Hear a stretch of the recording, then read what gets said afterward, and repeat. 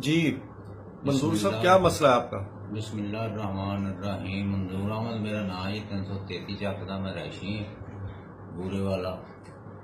ਤੇ ਇਹ ਜਨਾਬ ਮੂਸਾ ਸਾਹਿਬ ਸਬ ਇੰਜੀਨੀਅਰ ਮਹਿਕਮਾ ਬਿਲਡਿੰਗ ਦੇ ਵਿੱਚ 5 ਕਨਾਲ ਦਾ ਮਾਲਕ ਆ। ਇਹਦੀ ਮੈਂ ਕਰੈਕਸ਼ਨ ਫੜੀ ਆ। ਕਰੈਕਸ਼ਨ ਫੜ ਕੇ ਤੇ ਨਾਇਬ ਮੁਲਤਾਨ ਦਿੱਤੀ ਹੈ। ਇਹਦੀਆਂ ਸਾਰੀਆਂ ਕਰੈਕਸ਼ਨ ਦੀਆਂ ਕਾਪੀਆਂ। अच्छा, करप्शन की तुसी पेश कीता है कोई? ਕਰੈਕਸ਼ਨ ਵਿੱਚ ਇਹਦੀਆਂ ਜਨਾਬ ਪਲਾਟਾਂ ਦੀਆਂ, ਕੋਠੀਆਂ ਦੀਆਂ, ਰਕਬੇ ਦੀਆਂ ਫਰਦਾਂ ਮੈਂ ਪੇਸ਼ ਕੀਤੀਆਂ ਨੇ। अच्छा, ਹਾਂਜੀ, ਗੱਡੀਆਂ ਦੀਆਂ। ठीक है। ਜਿਹੜਾ ਇਹਨਾਂ ਨੇ ਆਕਾਫ ਦਾ ਰਕਬਾ ਬਿਹਾੜੀ ਵਲਿਆ ਹੋਇਆ ਉਹਦਾ ਤੇ ਹਰ ਸ਼ੈ ਮੈਂ ਕਰੈਕਸ਼ਨ ਦੀ ਪੇਸ਼ ਕੀਤੀ ਹੈ ਨਾਇਬ ਨੂੰ। ठीक है। ਤੇ ਜਨਾਬ ਮੈਂ ਹੁਣ ਦਰਖਾਸਤ ਦੇ ਰਿਹਾ ਵਜ਼ੀਰ ਆਜ਼ਮ ਇਮਰਾਨ ਖਾਨ ਪਾਕਿਸਤਾਨ ਨੂੰ ਮੈਨੂੰ ਜਨਾਬ ਕੋਈ ਤਫਰ ਦਿੱਤਾ ਜਾਏ। ਮੈਨੂੰ ਇਹ ਬਹੁਤ ਸਾਰੀਆਂ ਧਮਕੀਆਂ ਲਵਾ ਰਿਹਾ ਤੇ ਉਸ ਤੋਂ ਬਾਅਦ ਮਹਿਲ ਸੀ ਮੇਰੇ ਤੇ ਦਰਖਾਸਤਾਂ ਦਿੱਤੀਆਂ ਨੇ। ਉੱਥੇ ਬੁਲਵਾਉਂਦੇ ਨੇ ਮੈਨੂੰ, ਹਰਾਸਾਂ ਕਰਦੇ ਨੇ। DSP ਮਹਿਲ ਸੀ। अच्छा, ਉੱਥੇ ਜਨਾਬ ਇਹਨਾਂ ਦਾ ਹਾਲਡ ਹੈਗਾ ਵਾ। ਇਹਦੇ ਪਿੱਛੇ ਕੌਣ ਇਹਦੀ ਸਪੋਰਟ ਕਰ ਰਿਹਾ? ਕੌਣ ਬੰਦਾ? ਕੋਈ ਬਾਸਰ ਸ਼ਖਸੀਅਤ ਹੈ, ਕੋਈ ਹੁਕੂਮਤੀ ਜਮਾਤ ਦਾ ਕੋਈ ਬੰਦਾ? ਕੌਣ ਹੈ ਇਹ ਬਾਗ ਸੀਰੀਅਸ ਹੈ ਮੁਸ਼ਤਾਕ ਬੜਾਣਾ। ਮੁਸ਼ਤਾਕ ਬੁਰਾਣਾ ਉਹ ਕੀ ਸੀ? ਉਹ ਜੀ ਪਹਿਲੇ ਇਹਨਾਂ ਦੇ ਮਹਿਕਮੇ ਦੇ ਵਿੱਚ ਸੈਕਟਰੀ ਸੀ। ਅੱਛਾ ਹੁਣ ਮਹਿਕਮਾ ਵਾਪਟਾ ਦਾ ਸੈਕਟਰੀ ਆ। ਅੱਛਾ।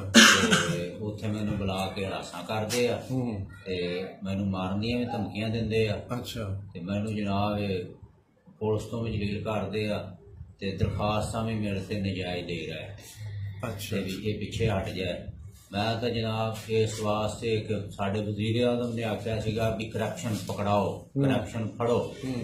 ਮੈਂ ਪਾਕਿਸਤਾਨੀ ਸ਼ਹਿਰੀ ਹੋਣ ਦੇ ਨਾਤੇ ਕਰਪਸ਼ਨ ਦੇ ਸਬੂਤ ਦਿੱਤੇ ਆ ਤੇ ਉਹਦੀ ਵਜ੍ਹਾ ਤੋਂ ਮੈਨੂੰ ਇਹ ਹਰਾਸਾਂ ਕਰ ਰਿਹਾ ਤੇ ਇਹ ਮੈਨੂੰ ਧੱਫਾ ਦਿੱਤਾ ਜਾਏ। ਇਹਨੇ ਕਰਪਸ਼ਨ ਕੀਤੀ ਹੋਈ ਹੈ, ਮੁਲਜ਼ਮ ਆ, ਇਹਨੂੰ ਫੜਿਆ ਜਾਏ, ਇਹਨੂੰ ਗ੍ਰਿਫਤਾਰ ਕੀਤਾ ਜਾਏ। ਮੈਂ ਵਜ਼ੀਰ ਆਲਾ ਪੰਜਾਬ ਨੂੰ ਵੀ ਰਿਕੁਐਸਟ ਕਰ ਰਿਹਾ, ਚੀਫ ਆਫ ਆਰਮੀ ਨੂੰ ਸਟਾਫ ਰਿਕੁਐਸਟ ਕਰ ਰਿਹਾ, ਨਾਇਬ ਚੇਅਰਮੈਨ ਪਾਕਿਸਤਾਨ ਨੂੰ ਇਸਲਾਮਾਬਾਦ ਵੀ ਰਿਕੁਐਸਟ ਕਰ ਰਿਹਾ, RPO ਨੂੰ ਵੀ, SP ਬਿਹਾੜੀ ਨੂੰ ਵੀ। ਮੈਂ ਸਾਰਿਆਂ ਨੂੰ ਰਿਕੁਐਸਟ ਕਰ ਰਿਹਾ ਵੀ ਇਹ ਚੋਰ ਆ, ਇਹ ਮੁਲਜ਼ਮ ਆ, ਇਹਨੇ ਬਹੁਤ ਬੜੀ ਕਰਪਸ਼ਨ ਕੀਤੀ ਹੋਈ ਆ ਜਿੰਦੇ ਕਿ ਮੈਂ ਸਬੂਤ ਦੇ ਚੁੱਕਿਆ। ਉਹਦੀ ਵਜ੍ਹਾ ਤੋਂ ਮੈਨੂੰ ਇਹ ਬਾਰ-ਬਾਰ ਦਰਖਾਸਤਾਂ ਵੀ ਦੇ ਰਿਹਾ, ਮੈਨੂੰ ਇਹ ਧਮਕੀਆਂ ਵੀ ਦੇ ਰਿਹਾ, ਮੇਰੇ ਤੇ ਜਾਇਜ਼ ਨਜਾਇਜ਼ ਇਲਜ਼ਾਮ ਵੀ ਲਾ ਰਿਹਾ। ठीक है। अच्छा, तुसी कितने अरसे तो कोशिश कर रहे सी ये सारा? ਅਸੀਂ ਜਨਾਬ 3-4 ਮਹੀਨਿਆਂ ਤੋਂ ਜਦੋਂ ਤੋਂ ਵਜ਼ੀਰ ਆਲਾ ਪਾਕਿਸਤਾਨ ਇਮਰਾਨ ਖਾਨ ਨੇ ਐਲਾਨ ਕੀਤਾ ਵੀ ਕਰਪਸ਼ਨ ਪਕੜਨੀ ਆ, ਕਰਪਸ਼ਨ ਪਕੜਾਓ, ਇਹ ਕੋਈ ਬੰਦਾ ਕਰਪਸ਼ਨ ਨਾ ਕਰੇ, ਅਸੀਂ ਉਹਦੀ ਆਵਾਜ਼ ਨੂੰ ਬੁਲੰਦ ਕੀਤਾ, ਉਹਦੀ ਆਵਾਜ਼ ਨੂੰ ਉਠਾਇਆ ਤੇ ਉਹਦੀ ਆਵਾਜ਼ ਦੇ ਸੁਣਦਿਆਂ ਹੋਇਆ TV ਦੇ ਉੱਤੇ ਕਿ ਅਸੀਂ ਇਹਦੀ ਕਰਪਸ਼ਨ ਪਕੜਾਉਣੀ ਸ਼ੁਰੂ ਕਰ ਦਿੱਤੀ। ठीक। ਤੇ ਕਰਪਸ਼ਨ ਇਹਦੀ ਪਕੜਾਈ ਆ। ਇਹ ਚੋਰ ਆ, ਇਹ ਡਾਕੂ ਆ, ਇਹ ਪੀਰ ਵੀ ਬਣਿਆ ਫਿਰਦਾ ਵਾ। अच्छा। ਇੰਨਾ ਕੁ ਪੈਸਾ ਲਿਆ ਕਿ ਕਰੋੜਾਂ ਰੁਪਈਆਂ ਦੀ ਜਾਇਦਾਦ ਇਹਨੇ ਇਕੱਠੀ ਕੀਤੀ। ਮੇਰਾ ਖਿਆਲ ਮੈਂ 10 ਸਾਲ ਦਾ ਅਰਸਾ 10 ਸਾਲ ਤੋਂ ਮੈਂ ਮਹਿਕਮੇ ਨੂੰ ਦਰਖਾਸਤਾਂ ਦੇਣ ਲੱਗਾ, ਲੇਕਿਨ ਪਹਿਲੇ ਅੱਜ ਤੱਕ ਅਮਲ ਦਰਾਮਦ ਨਹੀਂ ਹੋਇਆ। ਮਜ਼ੀਦ ਜਨਾਬੇ ਅਲੀ ਮੁझे ਤਰੀਕ ਇਨਸਾਫ ਦੀ ਹਕੂਮਤ ਆਈ ਹੈ। ਮੈਂ ਖੁਦ ਵੀ ਤਰੀਕ ਇਨਸਾਫ ਦਾ ਇੱਕ ਵਰਕਰ ਹਾਂ।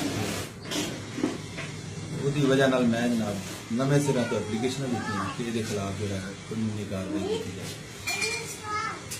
अच्छा, ਤੁਹਾਡਾ ਹੁਣ ਮੁਤਾਲਬਾ ਹੈ ਵਜ਼ੀਰ ਆਜ਼ਮ ਪਾਕਿਸਤਾਨ ਅੱਗੇ ਕਿ ਕਰਪਸ਼ਨ ਜਿਹੜਾ ਖਤਮ ਕਰਨੇ ਦਾ ਉਹਨਾਂ ਐਲਾਨ ਕੀਤਾ, ਤੁਸੀਂ ਉਹਨਾਂ ਦੇ ਹਵਾਲੇ ਨਾਲ ਆਵਾਜ਼ ਬੁਲੰਦ ਕੀਤੀ? ਜੀ ਸਰ, ਮੈਂ ਜਨਾਬ ਚਾਹੁੰਦਾ ਹਾਂ ਕਿ ਵਜ਼ੀਰ ਆਜ਼ਮ ਇਮਰਾਨ ਖਾਨ ਸਾਹਿਬ, ਵਜ਼ੀਰ ਆਲਾ ਪੰਜਾਬ ਸਾਹਿਬ, chief justice supreme court of Pakistan, chief justice high court और नैब और दूसरा जनाब जो एंटी करप्शन वाले पहले एप्लीकेशन जिन्नियां भी दी एंटी करप्शन वाले दबा के रख लेंगे और ये फर्दा के नाल सबूत जी करप्शन नाल इन्हें जायदाद बनाई है। ठीक है।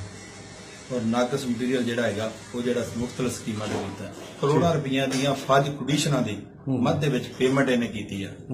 ਹਰ ਜੂਨ ਦੇ ਵਿੱਚ ਜਨਾਬ ਅਲੀ ਨਸਾਰ SDO ਦੌਰ ਦੇ ਵਿੱਚ ਯਾਨੀ ਪੂਰਾ ਟੰਡੋਰ ਪੜ ਲਓ ਮੁਸ਼ਤਾਕ ਪਲੰਬਰ ਦੇ ਅਕਾਊਂਟ ਦੇ ਵਿੱਚ ਕਰੋੜਾਂ ਰੁਪਈਆ ਗਿਆ ਜਨਾਬ ਮਹਿਕਮੇ ਦਾ।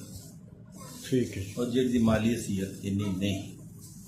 ठीक है जी। ਮੈਂ ਮੁਹੰਮਦ ਰਮਜ਼ਾਨ ਵਲ ਮੁਹੰਮਦ ਫਕੀਰ ਕੌਮ ਵੱਡੀ ਚੱਕ ਨੰਬਰ 327 ਦਾ ਰਹਿਸ਼ੀ ਮੈਂ ਠੇਕੇਦਾਰੀ ਵੀ ਕਰਦਾ।